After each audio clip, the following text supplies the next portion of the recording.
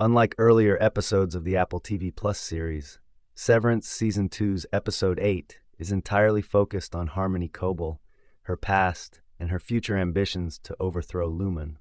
After the first few episodes of Season 2, Coble seldom saw any screen time, despite being portrayed as one of the main characters in Season 1 of the sci-fi series on Apple TV+.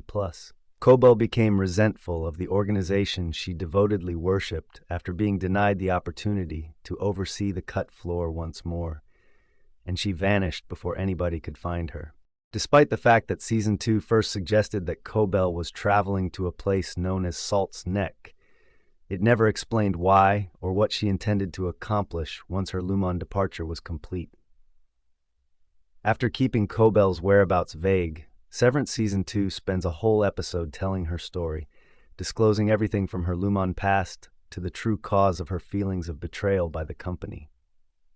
Everything that was previously known about Harmony Coble and her contribution to the company is altered by a significant revelation regarding her past in Lumon. Lumen's dismissal from her position during the last arc of Severance Season 1 devastated Coble.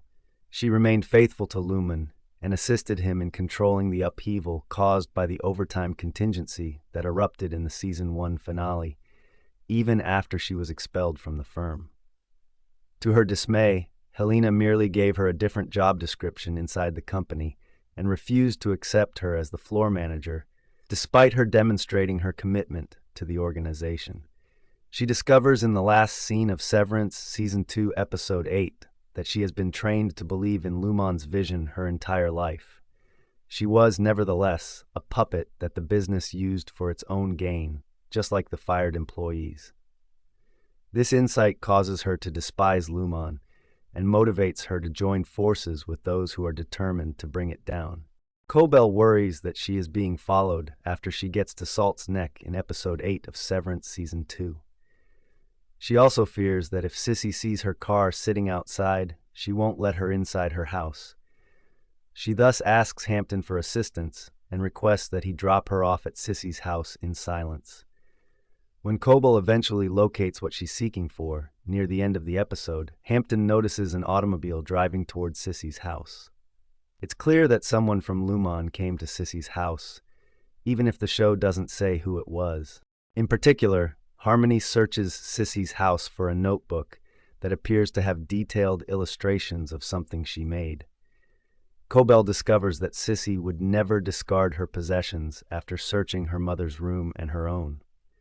She then understands that Sissy may have kept her belongings in the cellar.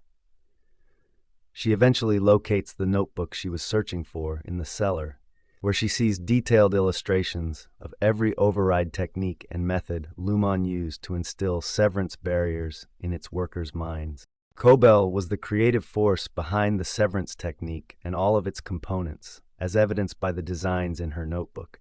She was the driving force behind every practice Lumon employs on its employees. She never received the recognition she merited for her efforts, though. Rather, James Egan took full credit for her work at Lumon and claimed her inventions as his own.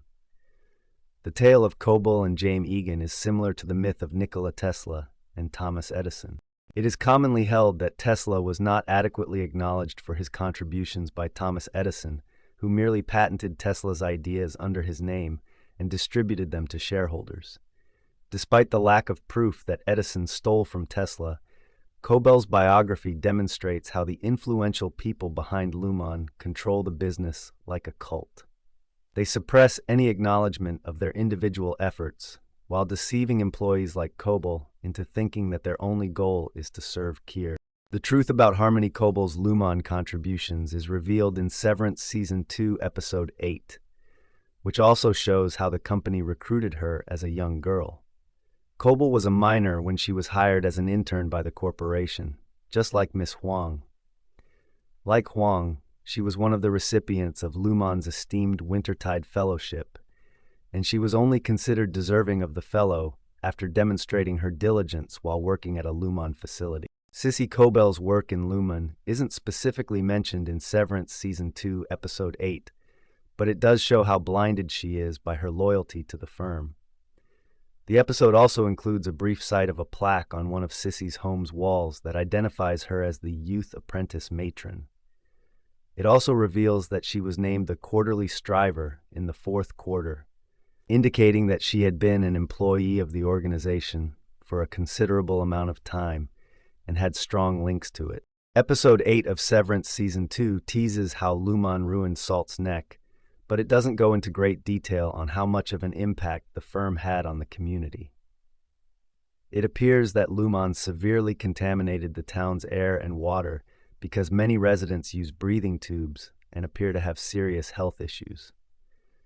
The corporation also reportedly pushed a large number of workers to leave in order to create place for its expansion, while the others were compelled to work for Lumon. Many locals were forced to accept Lumon's requirements because the town's economy had grown somewhat too reliant on him, and they even suffered severe financial losses when Lumon rejected them. The firm even seized educational institutions in Lumon and replaced them with training facilities that forced young children to labor in factories in exchange for future employment, according to Cobell and Hampton's history in the area. The deplorable state of the Salt's Neck economy in Episode 8 of Severance Season 2 demonstrates how corporate exploitation and greed have tainted Lumon's ascent. Thank you for watching. Please subscribe.